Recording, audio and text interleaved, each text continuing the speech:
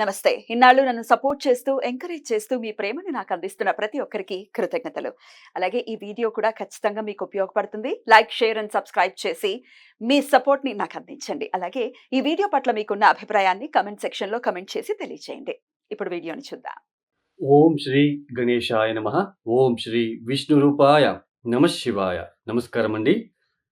2024 June మాసంలో ద్వాదశ రాశుల వాళ్ళకి ఈ మాసమంతా ఎలా ఉందో తెలుసుకుందాం. దానికన్నా ముందు ఎవరైతే ఈ వీడియోని చూస్తున్నారో లైక్ చేయండి, షేర్ చేయండి, సబ్స్క్రైబ్ చేసుకోండి. మరియు ఈ ఒక మాసంలో గ్రహ సంచారం ఎలా ఉందో తెలుసుకుందాం. ఈ ఒక మాసంలో రాహు మీనరాశిలో సంచారం, కేతు కన్యా రాశిలో సంచారం, శని కుంభరాశిలో సంచారం. అయితే ఈ ఒక శని భగవానుడు ఈ మాసం 30వ తేదీ నుంచి వక్రించి సంచారాన్ని ప్రారంభం చేయబోతున్నారు. గురువు వృషభంలో సంచారం. ఈ మాసంతో గురు మనకి ఉదయిస్తున్నాడు, అంటే మౌఢ్యమి నుంచి బయటకి వస్తున్నాడు. సూర్యుడు జూన్ 15వ తేదీ వరకు వృషభంలో సంచారం, తదుపరి మిథున రాశిలో సంచారం. కుజుడు ఈ మాసమంతా కూడా మేషరాశిలో సంచారం. శుక్రుడు వృషభ మిథున రాశిలో సంచారం. బుధుడు మిథున కర్కాటక రాశిలలో సంచారం. ఇక్కడ శుక్ర మౌఢ్యమి అనేది ఇంకా కొనసాగుతుంది. జూలై 11వ తేదీ వరకు కూడా శుక్ర మౌఢ్యం అనేది ఉంటుంది. అయితే గురు మాత్రం ఉదయిస్తున్నాడు. ఇక్కడ ముఖ్యంగా ప్రేక్షకులకు ఒక సందేశాన్ని ఇవ్వాలనుకుంటున్నానండి. చాలా మందికి ఇప్పుడు గురుబలం వచ్చేసింది, బాగా అవుతుంది అని చెప్తున్నారు. బట్ మాకేమీ మంచి జరగట్లేదు అని కొంతమంది కామెంట్స్ పెట్టడం చూస్తున్నాము. అయితే ఇక్కడ మెయిన్ అండి, అష్టక వర్గ బిందువులు ఇంపార్టెంట్, మరియు దశాభుక్తి కూడా ఇంపార్టెంట్ అండి. ఇప్పుడు మేషరాశి వాళ్ళకి గురుబలం వచ్చింది, అంటే ద్వితీయ స్థానంలో గురువు గారి సంచారం జరుగుతున్నది. మీ జన్మ జాతకంలో వృషభ రాశికి గురువు గారు ఎన్ని బిందువులు ఇచ్చారు? మీరు పుట్టినప్పుడు ఒక్కొక్క గ్రహము ఒక్కొక్క రాశులలో పాయింట్స్ ఇచ్చుకుంటూ వస్తుంది తన ఒక స్ట్రెంగ్త్‌తో.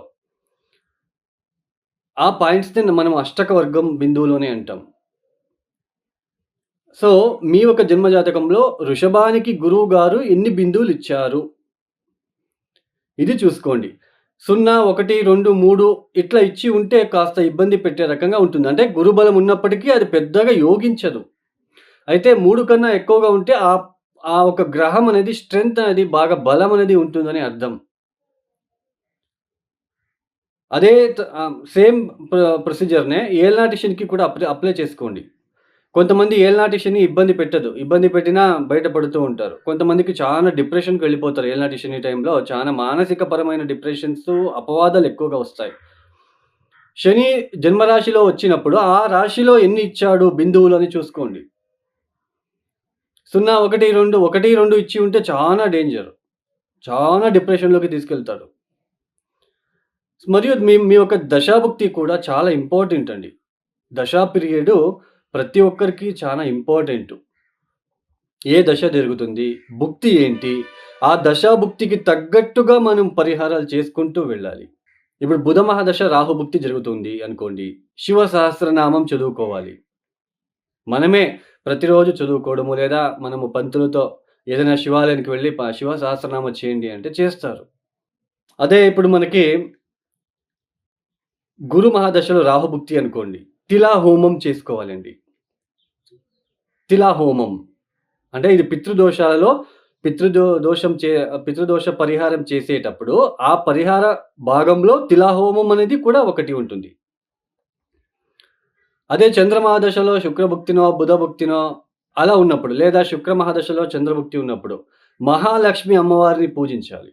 ఇలా దశాభుక్తిలో వచ్చినప్పుడు మనము వాటికి తగ్గట్టుగా ఆ దశాభుక్తి రాకున్న ముందే పరిహారాలు చేసుకోవాలి. రేపు ఎగ్జామ్ అన్నప్పుడు పిల్లవాడు చదివితే ఏమవుతుంది? ఎగ్జామ్ రాస్తే మనకి నో యూజ్ కదండీ. సో, అలానే దశాభుక్తి ఇంకొక 1 మంత్‌కి ప్రారంభమవుతుంది, నెక్స్ట్ మంత్ వస్తా ఉంది అన్నప్పుడే మీరు మేలుకొని మీరు ఆ పరిహారాల్ని అప్పటి నుంచే పాటిస్తూ వస్తే ఆ ఒక పెద్దగా దశాభుక్తి పెద్దగా ఇబ్బంది పెట్టినప్పటికీ దాని నుంచి బయటపడే మార్గం కూడా చూపిస్తుంది. సో, ఇది అండి మీకు తెలియాలని చెప్పాను. అష్టకవర్గ బిందువులను చూసుకోండి, దశాభుక్తిని చూసుకోండి. వాటికి తగ్గట్టు పరిహారాలు చేసుకుంటూ వెళ్ళండి. సో, మీరే స్వతహా పరిహారాలు చేసుకోవడం ద్వారా చాలా బ రిజల్ట్ అనేది తొందరగా చూడొచ్చు. మీరే కాయ, వాచ, మనస, భక్తితో మీరు పరిహారాలు చేసుకోవడం ద్వారా చాలా, చాలా మేలు. ద్వాదశ రాశుల వాళ్ళ ఒక ఫలితాలు ఒక్కొక్క రాశికి ఎలా ఉంటుందో మనము చూసుకుంటూ వెళ్తామండి. ఇక కర్కాటక రాశి. ఈ కర్కాటక రాశి వాళ్ళకి ఈ మాసంలో జూన్ 15వ తేదీ వరకు సూర్యుడు యోగిస్తున్నాడు. గురువుగారు యోగిస్తున్నారు. కుజుడు కూడా దశమాధిపతి అయి దశమ స్థానంలో అంటే మేషరాశిలో సంచారం. ఆయన కూడా యోగిస్తున్నారు. ఇక్కడ అంటే పూర్తిగా యోగించే గ్రహాలు ఏదైతే అంటే మనకి గురువు మరియు దశమ స్థానంలో ఉంటున్న కుజుడు. నేను కుజుడు ఎందుకు యోగిస్తున్నాడని చెప్తే యాక్చువల్లీ పాపగ్రహాలొచ్చేసి 3, 6, 11 స్థానాల్లో యోగ ఫలితాలు ఇస్తారు. బట్ అయినా కుజుడు దశమ స్థానంలో దిగ్బలం చెంది ఉంటాడు. సో, అందులోనే దశమాధిపతి దశమ స్థానంలో. సో, ఈ యొక్క కర్కాటక రాశి వాళ్ళకి గురువు మరియు కుజుడు పూర్తి శుభ ఫలితాలను ఇస్తున్నారు. సూర్యుడు అర్ధశుభుడు. జూన్ 15వ తేదీ వరకు మాత్రమే శుభ ఫలితాలను ఇస్తున్నారు. ఇక్కడ కర్కాటక రాశి వాళ్ళకి గత మాసంలో పోల్చుకుంటే, గత మాసంలో ఎందుకు అంటే మే మాసంలో గురువు మౌఢ్యం అనేది జరిగింది. ఈ జూన్ మాసం నుంచి గురువు ఉదయిస్తున్నారు. అస్తంగత త్యాగం చేసేశారు.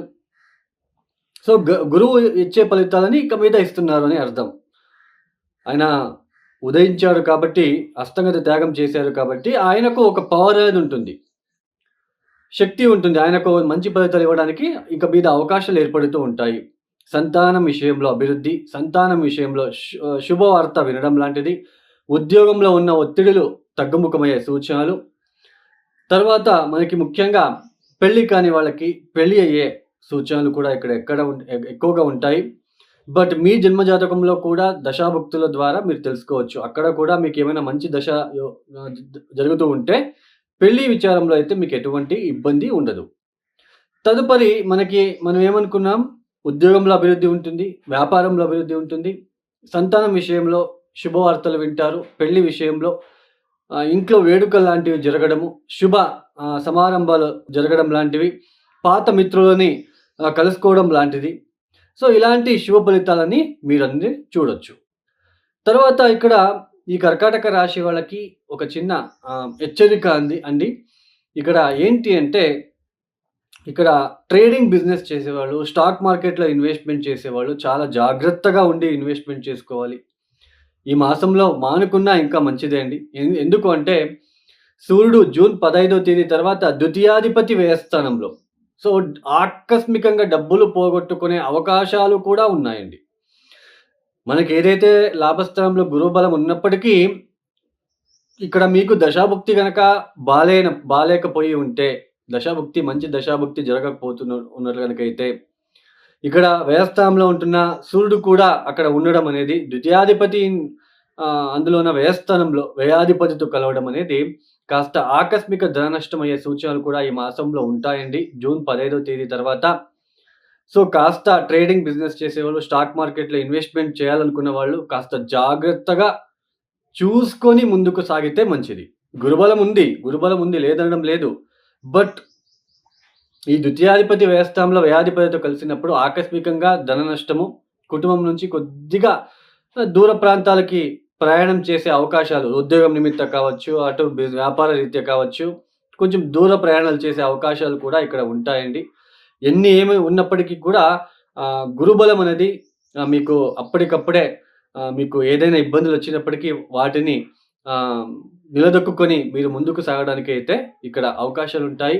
కొద్దిగా ఆర్థిక విషయంలో నష్టం పోకుండా జాగ్రత్తలు మీరు వహిస్తే చానా బావుంటుందని చెప్పుకోవచ్చు.